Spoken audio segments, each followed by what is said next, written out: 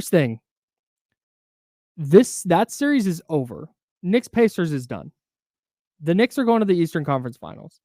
And I say that not because of necessarily what's gone on in the court. I think the games have been close enough that if you're a Pacers fan, you can talk yourself into, coming home for 2, we can go back to New York tied 2-2. There's been a couple possessions in each game that have kind of really swung things. It was mostly the third quarter last night that really turned that game around. But Rick Carlisle and the Pacers are broadcasting to the world that the series is over. The first thing, Rick Carlisle last night, after the game, blames his small market, blames the fact that they're a small market team on why they're not getting calls from officials. And that was the reason that he said they are not tied or up 2-0 in this series.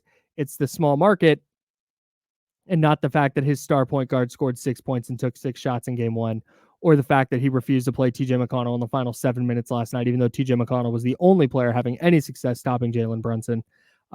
It's not, that Pascal Siakam has been invisible. No, it's the market. It's the market size. And when that is that's for the fans to do, bro. That's for people on radio in Indiana to get on air today and go, you know what? The NBA is hosing us because of the market. Like cool. But for the coach of the team to come out and go, well, the NBA doesn't want us to win. So great message. I'm sure everybody's fired up to play in game 3.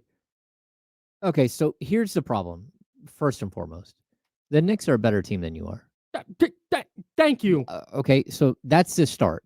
Like, they are a better team than you are. And like, as a coach, you did a really good job of getting your team to score a bunch of points, but you didn't do a good job the entire season of getting them to play defense whatsoever. So you get into a playoff series where defense matters and you can't stop one specific player who just keeps running right past you and scoring every single time he wants to score. Mm-hmm. That's your fault. It's not the fault of the markets or anything else. We had this discussion yesterday. I did yesterday with D-Lone and Casey about just how it is that, the NBA must be really bummed out about the markets and about, the fact that Minnesota is there and OKC and Indiana, and, they don't have an LA team. They don't have a Chicago team. They don't have a Miami team. They don't have their major markets aren't fully represented. Yeah. And like, I don't care. I just want to watch good basketball. And to be honest with you, I don't think the best 8 teams are playing right now, but that doesn't matter. This is the 8 that are there, right? Yes. And so I think the quality of basketball is pretty high. I think the next round is going to be off the charts, like crazy high-level basketball. And I know who's going to be there in the East. I think I know who might be there in the West, but I'm not sure yet. I don't care, though. All I care about is that it's really, really good basketball. And that's what I think the normal basketball fan. So people say, okay, well, but casuals aren't going to want to watch it in a bar. Right. That's the argument. Yeah, because it's not the Lakers. It's like, okay, well, it's still going to be on in a bar. And if like maybe someone won't ask to have it turned on, but it's still going to be on. And they're still going to be like, oh, well, who's that kid? Like, yes, that's the thing that I keep coming back to. When as a fan, you shouldn't give a rip about what the ratings are. It just doesn't. That does not matter to you a lick. The hand wringing over it is always insane. Oh, Miami and Denver, nobody's gonna watch that. Okay, so yeah, are you? That's what matters. Are you? So, anyways, if you want to say Miami, Denver, I am uninterested in those teams. Okay, cool. Then don't watch. But that doesn't matter to you. But anyways, there's so much star power that's going to be in the final 2 rounds of the playoffs, the conference championships, and then the finals. Yeah. Whether it's Anthony Edwards and Karl Anthony Towns and Rudy Gobert or Luka Doncic and Kyrie Irving or Nikola Jokic and Jamal Murray or Chet Holmgren and Shai Gilgeous-Alexander. I mean, that's just in the West. That's a lot of star power. And then you can go to Boston is loaded and you've got Jalen Brunson and the Villanova guys with the Knicks, that Villanova connection. 47 times they said it on TV last night. Yeah. Just you need a little clicker. I do the pitch counter. The Costco clicker every time someone walks in the door. Click, yeah, click, exactly. Click. So it just you can do that for every single team. It's like, man, there are stars available, and except Cleveland's even got Donovan Mitchell, but Boston's probably going to be there in the finals. If not, it's going to be the Knicks. Like the NBA is going to be fine. If the Pacers were the 1 seed and the Knicks were the 8 seed, and the Pacers had won 68 games and the Pacers had won 41, and the Knicks are just winning these games by 1 or 2 because of these brutally bad calls late in games, okay, then maybe let's talk about it. But like you said, the bottom line is the Knicks are better. There were things Rick Carlisle could have done better last night to put his team in a position to win. They lost the third quarter by 18 freaking points. They scored 16 points in a quarter while allowing 38. No, 36, gave up 36 while scoring 18. Math. Like that's bad. You did a bad job. You were doing a bad job. That should be the focus. And to come out, and I get that he's trying to influence the league and he's trying to influence some calls to go their way. It also came out this morning that Indiana sent 78 calls to the league office from the first 2 games that they thought didn't go their way. It feels like a lot. Look, at some point, like you have to take responsibility for where you are as a team. That's and all. What's happening. That's all. Thank you. And like, look, at the end of the day, like everyone understands that Indiana's not there yet. Like you're like screaming and yelling like this injustice, but everyone understands that you're not there yet. Like the Knicks are just like further along in the process. Now you can get there. No one is saying that like Indiana can't get there like ever. This is horrible. Right. But you have to understand and you have to be realistic about where you are as a basketball team. Like when like Phil Jackson wanted to complain about cowbells back in the early 2000 series with the Kings. That was just to drum up this, like, he was just trying to play into it. He was like having a good time. Right. You know, like all of these things that were going on, but that was 2 evenly matched great teams. Yes. Going at it like a fierce battle. That's not what this is.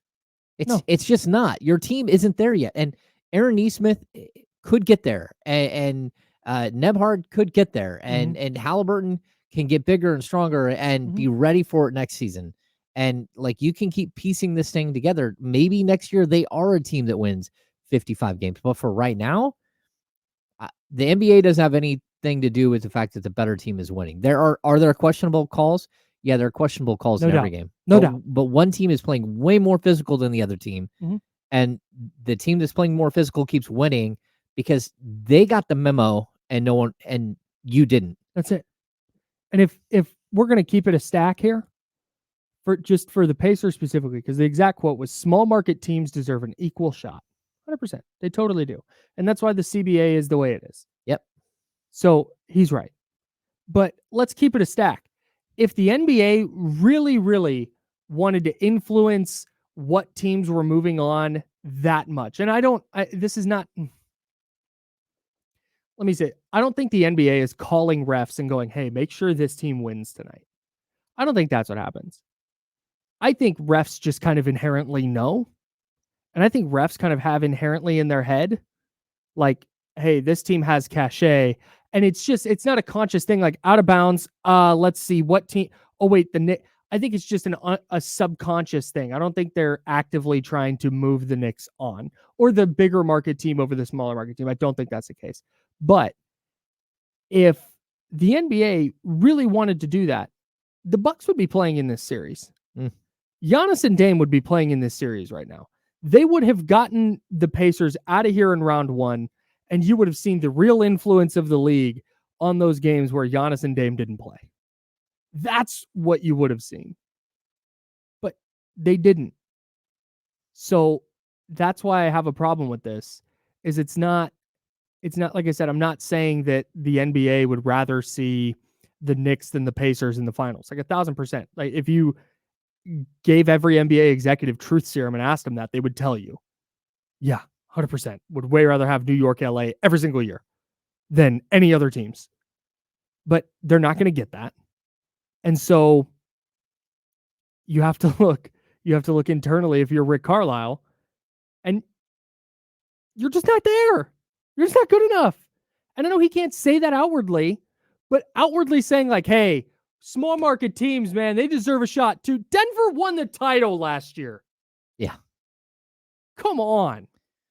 Well, that, and I mean, look at that series too. Like, you could say, this is where I think the argument really, I don't think, again, NBA officials are there to swing like one team into the finals and one team not.